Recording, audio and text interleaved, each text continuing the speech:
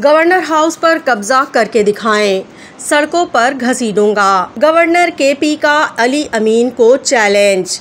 Governor Khyber Pakhtunkhwa ने कहा कि मैं कभी भी गवर्नर राज नहीं लगाऊंगा। वजीर आला अली अमीन गंडापुर ने गवर्नर हाउस पर कब्जे की बात की। गंडापुर को चैलेंज है, आए कब्जा करके दिखाएं, मैं तुम्हें सड़कों पर घसीटूंगा। एक और मौके पर गवर्नर खैबर पख्तूनख्वा फैसल करीम कुंडी ने वजीर आला केपी अली अमीन गंडापुर को जवाब देते हुए कहा था कि आप अपने बानी को जेल से नहीं निकाल सकते, बल्कि अगर कानून तोड़ा तो आपको भी जेल में डाला जाएगा। गवर्नर केपी का कहना था कि जो आइन को नहीं मानते उनके साथ मुज़ाकरात नहीं होंगे, जो कहते हैं माफी नहीं मांगते उन्हें माफी मांगना होगी। वाज़ेह रहे कि वज़ीर आला केपी के अली अमीन गंडापुर ने 25 अप्रैल को तकरीब से खिताब में दावा किया था कि वो न सिर्फ इस्लामाबाद जाएंगे बल्कि बानिए PTI को वहाँ से लेकर ही आएंगे।